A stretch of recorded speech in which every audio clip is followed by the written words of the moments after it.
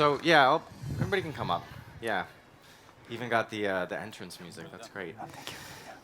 So thank you very much for having me and for us. I'm really excited about this. I wanted to first give you a little bit of context on who I am and how this panel came about. Because as you can see from the bios on the pamphlet, these panelists do not come from your world and do not come from your industry, and that's actually done on purpose. So the quick context on me and VaynerMedia. So I head up EMEA operations for VaynerMedia. We're a full-service advertising agency headquartered in New York, and we, in our own right, are a disruptor and a challenger of the advertising industry, which is very entrenched and dominated by incumbent businesses, which I'm sure is something that every business person can relate to when they look at change within their industry. So what we've done over the last 8 years to become one of the biggest global independent agencies is we've helped Fortune 500 companies navigate change. Navigate change specifically in the sense of how people are consuming media and consuming content, the rise of mobile, the rise of digital, and what that means for any type of brand to advertise.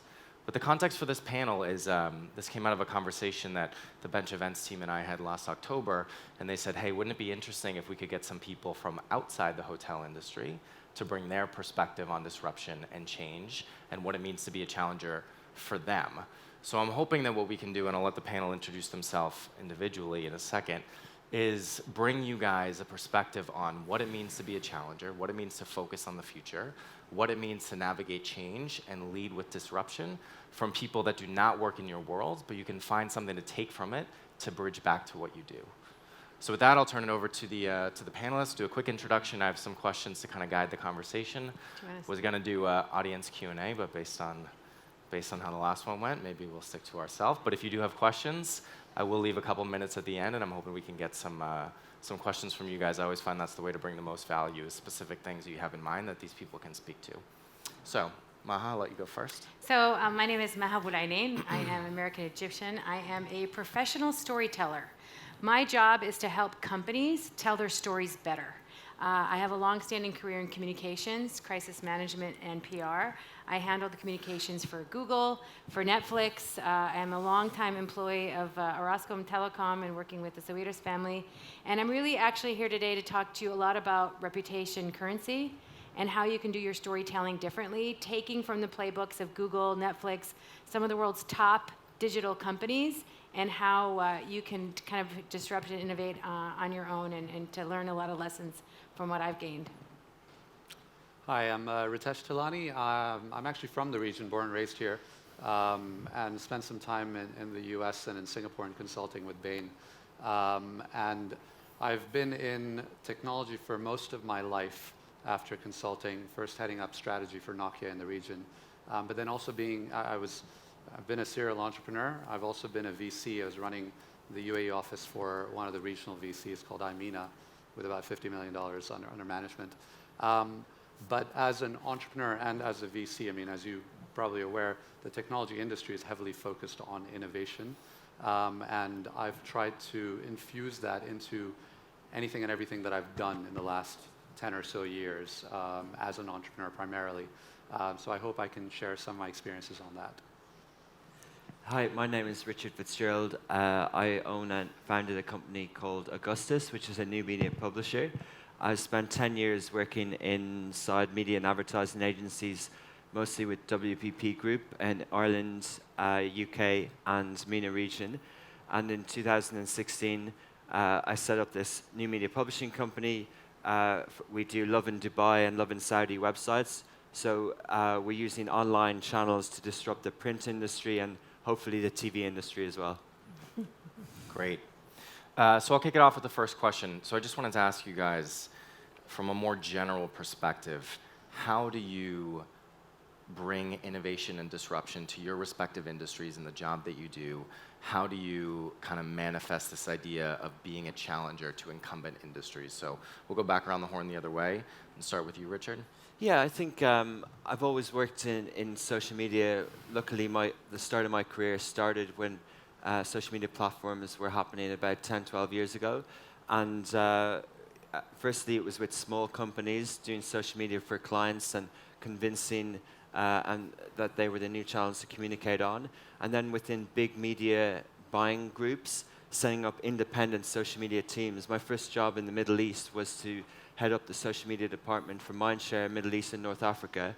And it was convincing 12 different internal stakeholders that we needed a social media department. And by doing that, to show that we could make money from it. So we built a pan-Arab hub in Beirut to service Mindshare's 200 clients across the region on social media. And they were convinced because they saw a new revenue stream. So that was doing it entrepreneurial. But then it comes to a point that now we're doing it within a publishing space. So we do it by, we question ourselves every day, why are we doing this? Why do we exist? Why does Love in Dubai and Love in Saudi exist? There's Gulf News, there's Kalish Times, there's Time Out. Why do we exist? We exist because we think we can produce media in a way that people are consuming it. People aren't picking up the newspapers, are spending as much time in front of TV than they used to.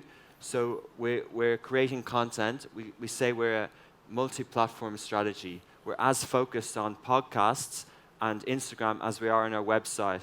So when we speak to clients, we still use some terms that the industry benchmarks us on, such as page views, but really we know we're offering a lot more value with other metrics and other consumption channels across strategy. It's all about the consumer. It's all about where we're engaging with people. Yeah, just to build on that real quick, because that's a big piece of the foundation of our business is just there's too many businesses, regardless of industry, that are, when it comes to marketing and advertising, that are thinking about marketing and advertising in the way that the world was as opposed to the way that the world is.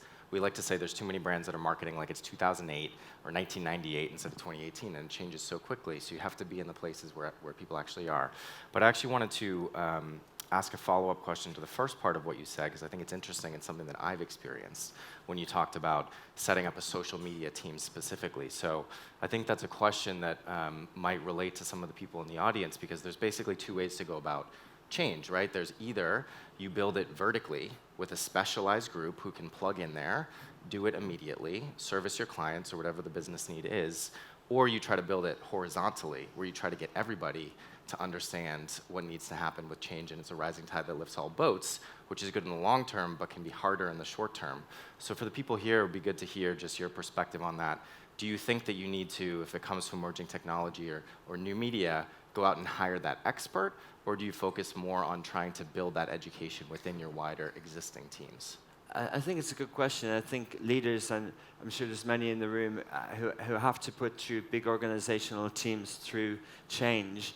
And even within the media agency environment, there was other change going on. So there was a move from TV planning to integrated, including digital. They used to hire digital specialists and TV specialists, and then there's integration going on. And separately, there was the social media arm.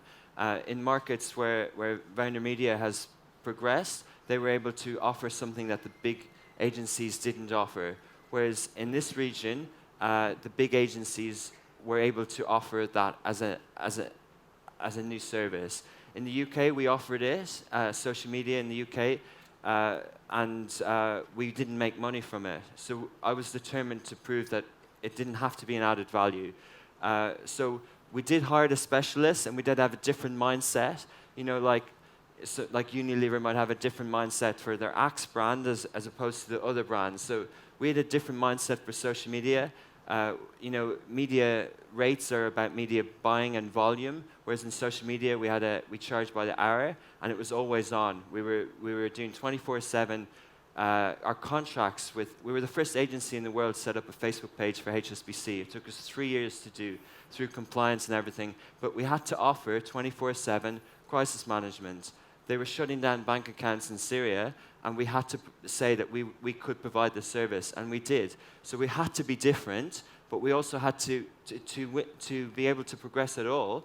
We had to have the buy-in of all the other traditional people in a company of 500 people. So it was a bit of both. Okay, great. Ritesh, over to you to talk a little bit about how you approach change and your role as an innovator and a challenger in your industry. Sure. I guess I'll use my experiences and the businesses that I've built in the past and the one I'm currently running to give examples of how we're trying to innovate. So One of my earlier startups was called CareZone. It was a mobile loyalty platform for social good. And there, essentially, we're incentivizing people to spend more wisely. So spend with merchants within our partner network, just like most loyalty programs. So instead of a plastic card, there was a digital app, and this is back in 2011. And by shopping within our network, you get points, half of which we make you give away to a good cause, but you get to decide which cause. We also give you points just for checking in. And we asked our retail partners to fund those points. And they said, what if somebody comes into our store and doesn't spend anything? We're paying for that regardless. And I said, well, if I bring somebody into your store and you can't convince them to buy anything, that's not me failing, that's you failing. Nonetheless, I'll find a partner to pay for that check-in. And so I did. I actually got HSBC, funny enough.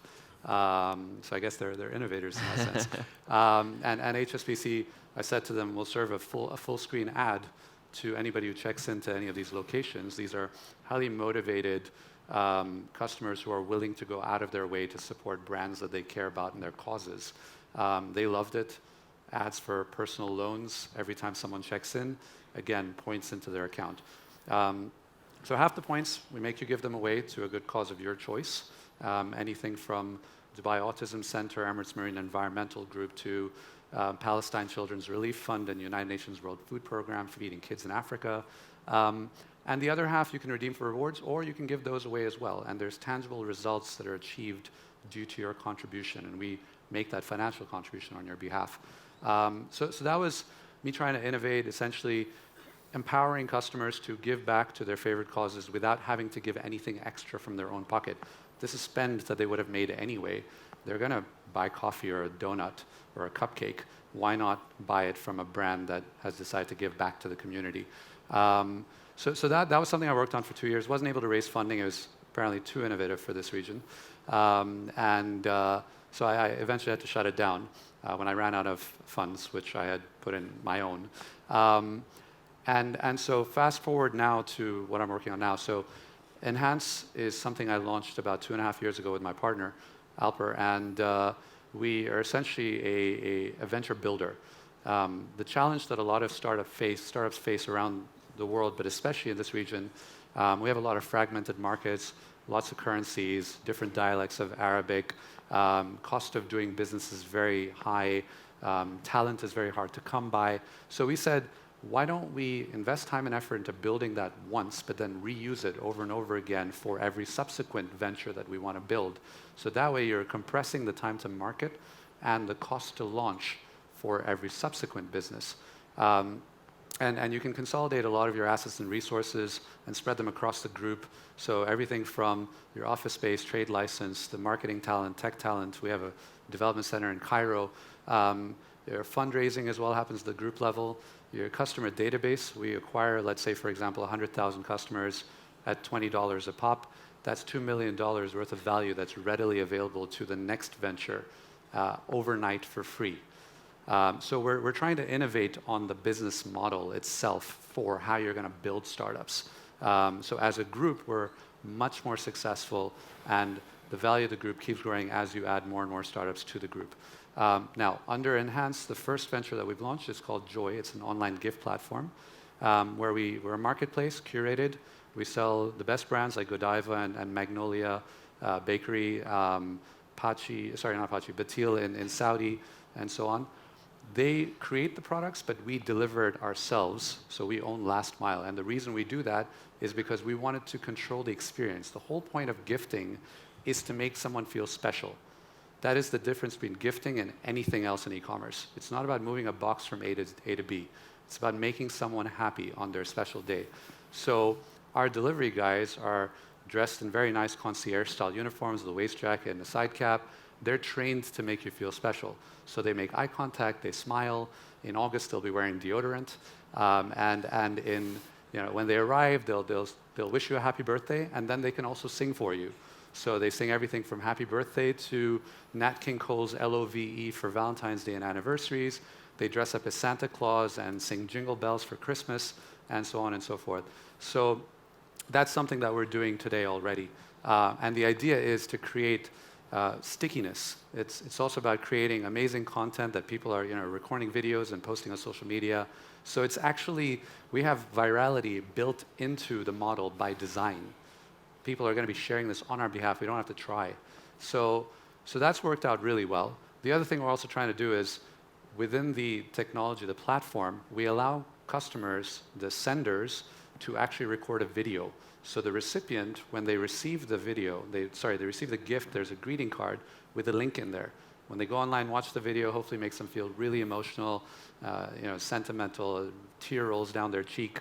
And just then, as they're feeling these emotions, we allow them to record a reply to the sender. So the sender, who would love to have been there, but can't for whatever reason, feels almost like he was, because he gets to see the reaction of the recipient.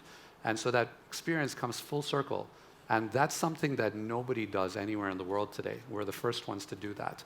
But there's no reason why you can't, right? The technology exists. It's very simple. But it's about thinking about what the meaning of gifting is. What is that experience supposed to feel and look like? And so that's where we stepped in and just walked through the entire process and tried to insert innovation into various parts to enhance the experience for both the senders and the recipients. Yeah, I think that's definitely something that this group can relate to, is the experience along with the product is so important. I wanted to just draw out one thing that you said, which was one of your past companies was the right idea, but maybe it wasn't the right time.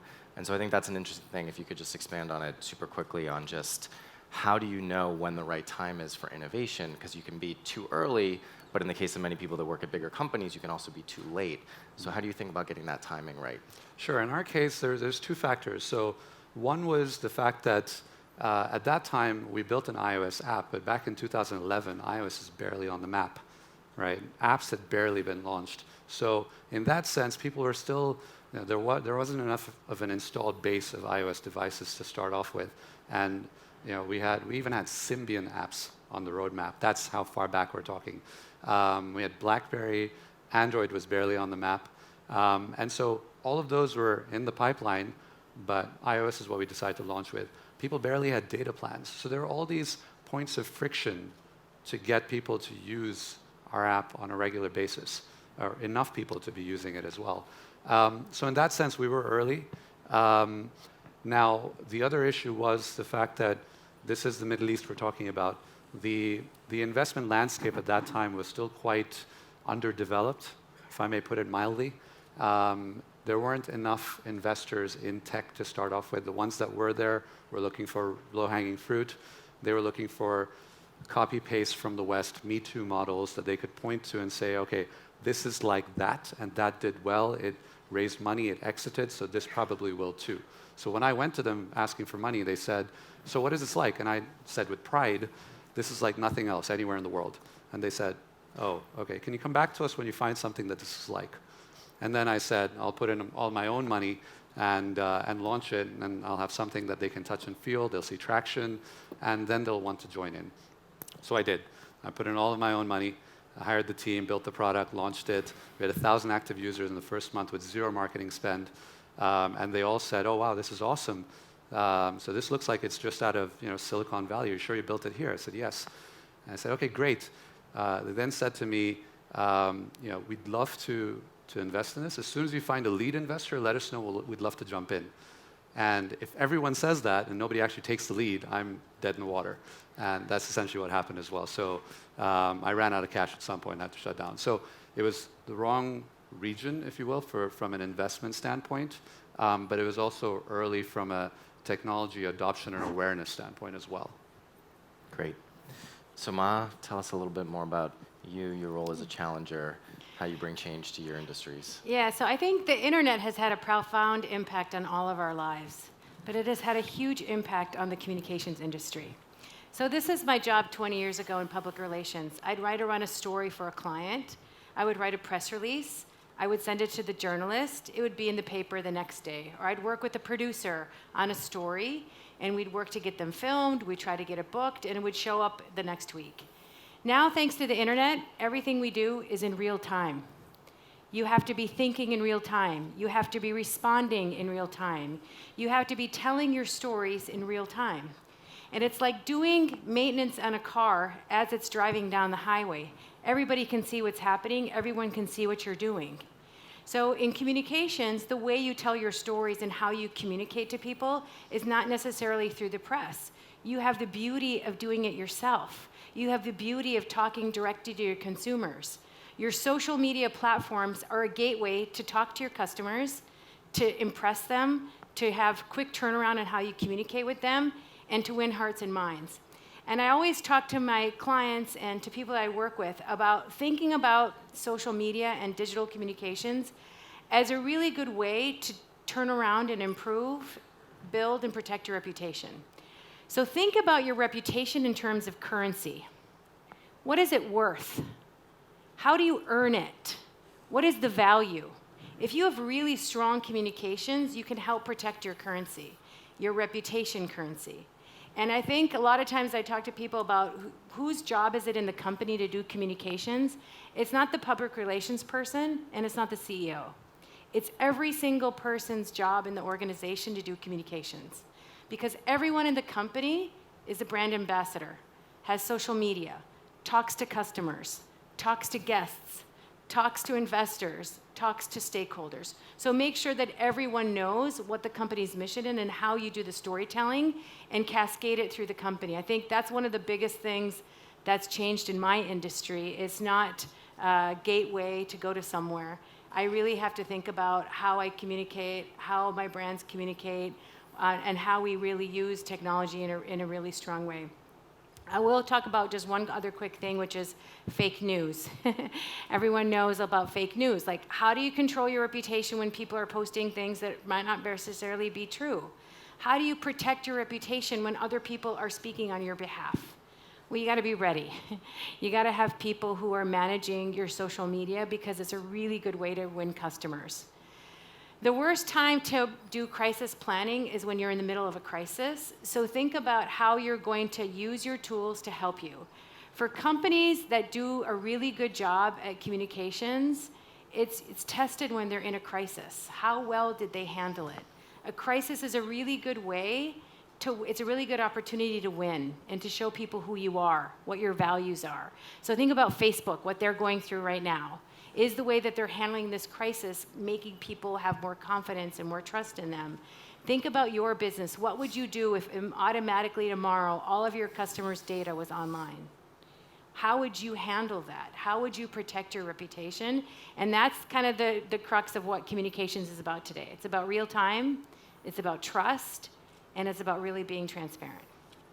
Yeah, it's something, so we do a lot of storytelling just as an advertising agency, but a lot of real-time marketing and social media in particular. And one of the things that we consult with our clients on is that the best reactive approach is often a strong proactive investment.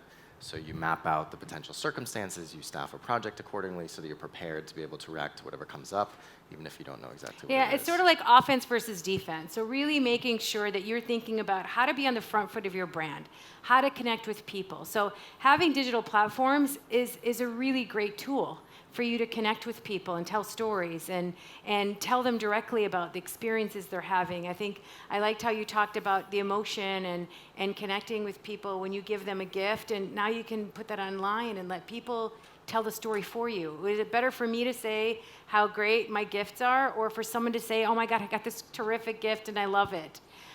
One of the playbooks we talk about a lot at Netflix is you want to create a story that's two things. It has to be shareable and snackable, okay? So shareable moment could be something when someone comes to your hotel or is at your resort, give them a moment that they want to share because they're going to tell somebody about it. Give them the opportunity to tell a story on your behalf. That is far better than you telling that story. The second thing is snackable. Snackable means easy to digest. Something is small and quick and easy to understand. If you have to make a lot of effort, and I think VaynerMedia does a great job about talking about thumb-stomping content. It's a tongue twister for me. But you're sitting on your phone. What makes you stop your thumb to read something? That's the kind of content you guys want to create. And that's the kind of moment you want to create for your content and your storytelling. Let people stop. Think about yourself on your social media. How come, what content makes you post it on your personal Facebook page? Put yourself in the shoes of the consumer. Would you share that? Then don't create it. Invest in creating something that you yourself might want to share on your page with your friends and family. So I always think, I'm not going to market to people. I'm going to think about myself being in the consumer's shoes. Is that something I would tell my sister about? Is that something I tell my friends, oh my gosh, you have to go to this resort, you have to check this out? Always think in the minds of the consumer because you are one, and always remember that. Yeah, I think that's great.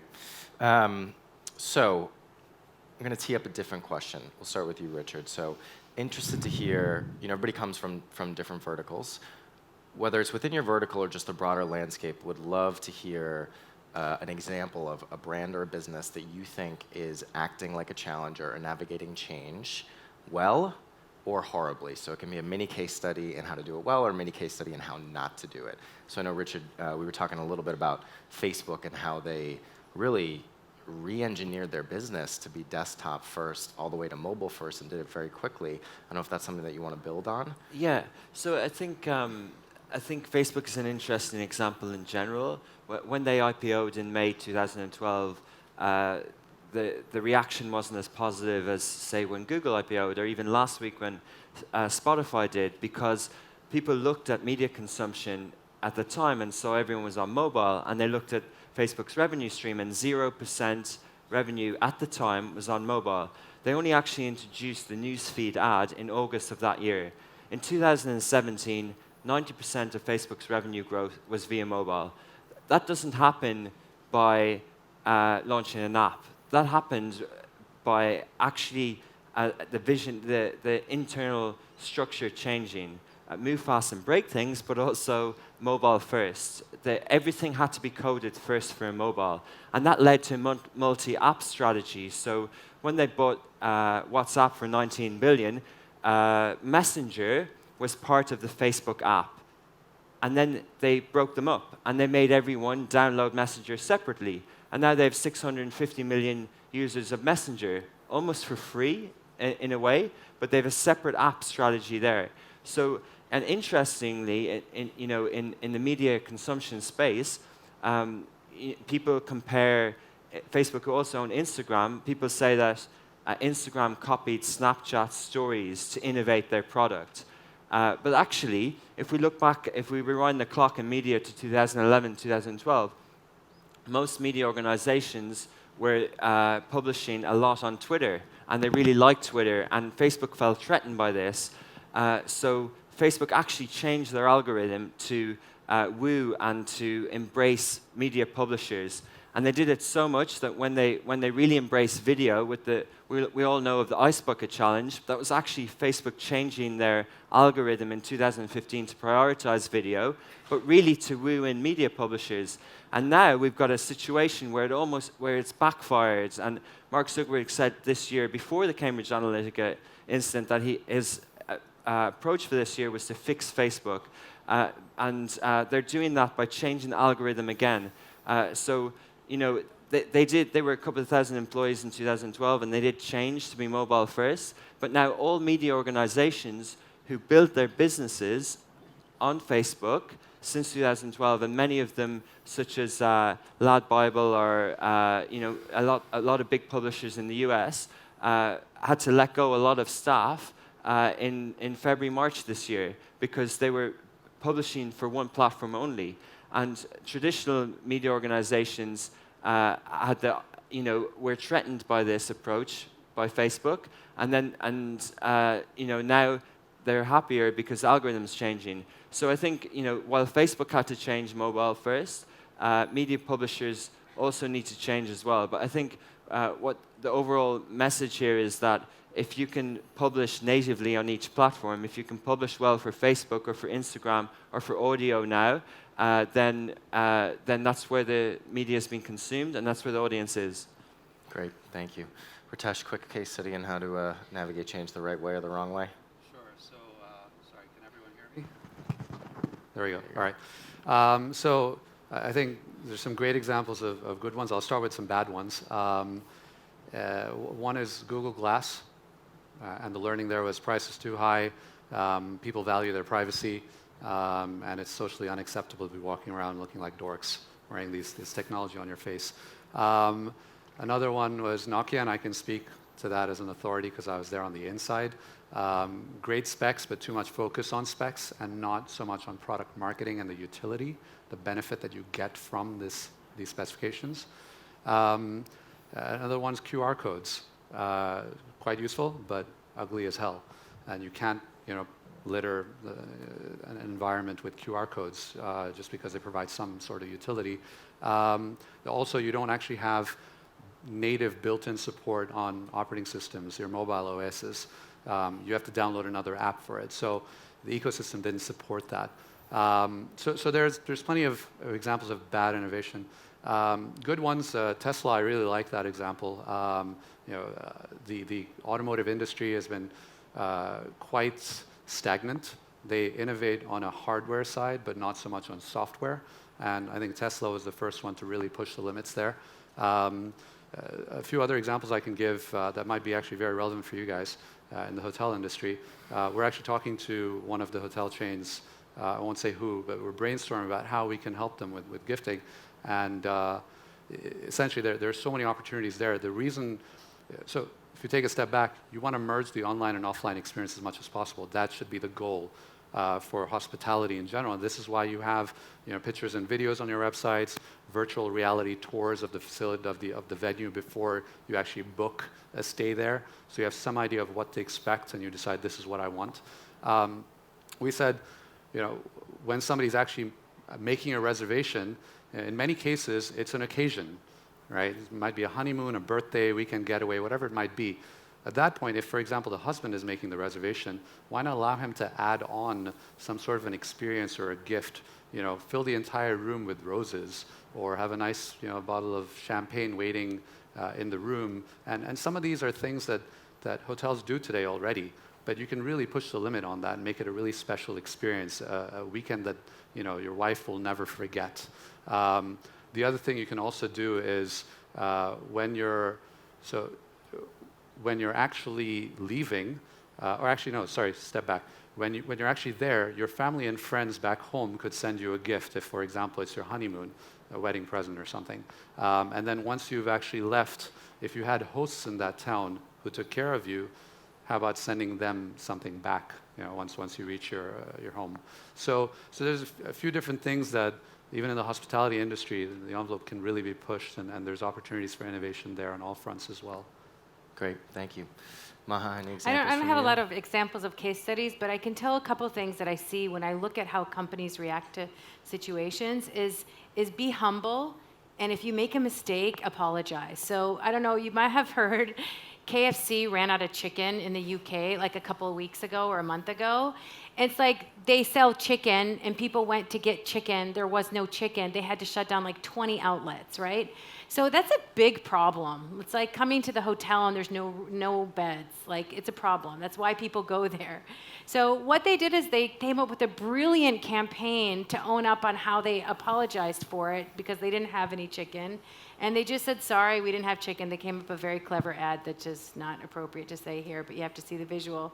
But the story is they apologized. The way that they apologized won over customers. People were really forgiving that they ran out of chicken. It became a little bit of a joke, and they made it up to their customers. So if you make a mistake, apologize. I think you see it even with Mark Zuckerberg, even though he came out late. They just went on a massive apology tour, took out the ads. Because the internet is so transparent, there's no hiding. So if you make a mistake, be authentic. Say it. People will be forgiving if you say sorry. They will not be forgiving if you try to, cover it up and spin it. It just won't happen. I mean, I wouldn't as a consumer believe that, so you shouldn't expect that someone on the receiving end will either. Great. So we got a few minutes left. I want to wrap it up by just doing a quick lightning round, like 1 minute each, on what is the biggest or best tip or piece of advice that you would give to the group here from your perspective as an innovator and someone who challenges the status quo. And I'll go first to let you guys have a second to condense your thoughts. But one of my kind of favorite mantras, quotes from our CEO, is that he says the most important job for him as the CEO is to try to put the business, to put our agency out of business before somebody else does. And I really like that, and the way that it bridges into what we're talking about is I think it's so important, whether you're a CEO or any type of business leader, to think about how you can bring a sense of challenger mentality from within, because it's definitely coming from without. And if it comes from without before it comes from within, you have to react to it. You're on the back foot, and you usually are not in a position to win or lead. So I think that's really important. That's my one piece of tip or advice. But let's go back around this way. Okay, Maha. so I am the daughter of an educator, and I am a huge believer in being a lifelong learner. The internet has tons of information that's out there, and guess what? It's free. So all you have to do is go grab it. Learn from what other companies are doing, learn from all the amazing channels on YouTube, learn from other platforms and sites that are out there. There's a lot of information out there. You can learn from podcasts when you're in the car. Take advantage of the free information that's available on the internet and figure out how you can learn from what other companies are doing and adapt it to your business. So I'd like to think I'm an innovator, and my mantra there is always question the status quo. Why do things need to be done the way they have been done for days, weeks, years, or centuries? Go through the customer journey and question why it needs to be that way. So, and every step of the way, you need to ask yourself, what problem am I solving? Is there a problem that the customer faces today that I could do better with? And that should drive anything that you do differently. And the key there is not to force something down customers' throats. So innovation for the sake of innovation, it's going to fail, right? So always listen to feedback. Always ask your customers what they think, and do it with small subsets of your customers. Don't roll something out, mass market, until you've tested it and received feedback and iterated on it and so on and so forth. And that's a long process. It'll take many cycles if you want to do it right. I think I would adopt an approach where you remove the trappings that allow innovation within a small business or a big business. I don't think disruptors need to be fixated by how Airbnb or Uber approach. I think disruptors, I call ourselves a new media company, but I think we operate exactly the same way that if we set up a company 50 years ago, if we were a law firm that's specializing in new media at the moment, and that's how we view it. I heard someone from Marriott speaking on the radio this morning about the loyalty program, and I was actually bought into that, and I thought, well, Uber don't have a loyalty program like that, or Airbnb don't. So the consumers will respond if you can remove the trappings, and for them the trapping was technology. It was antiquated. So I think that would be my advice and my approach to media. We're just going to, if we see things creeping in that has held back companies before, then we're going to remove that and pushing forward. Our vision is to establish and maintain a new order in media advertising, and we're constantly going to change over the next 10, 20, 30, 40 years to do that, just by removing trappings and not trying to be the next Uber. Great. So I think we have time for a quick question, if the room has warmed up enough. Jonathan?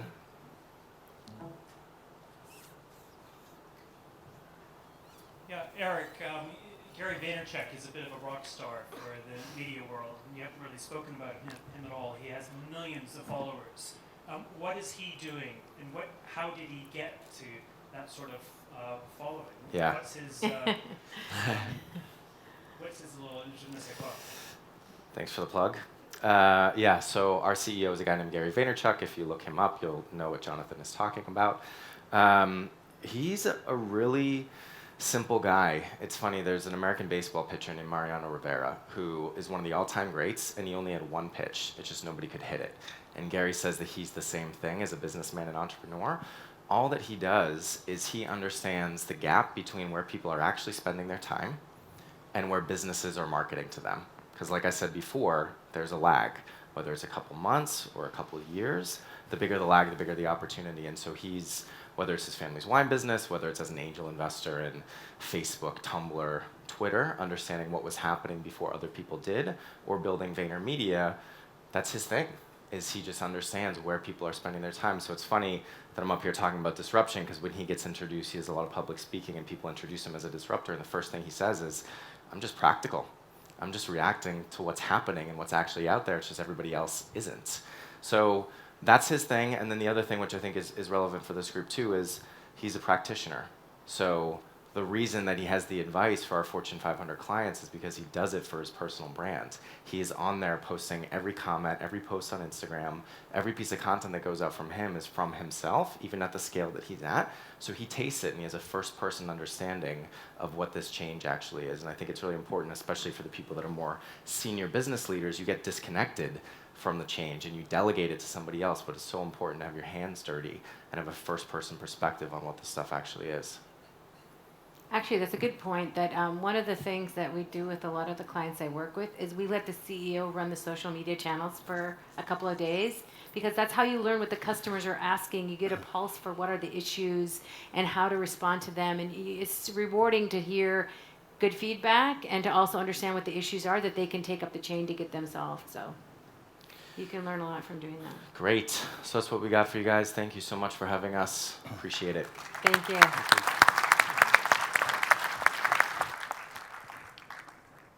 Eric, thank you very much. Appreciate that.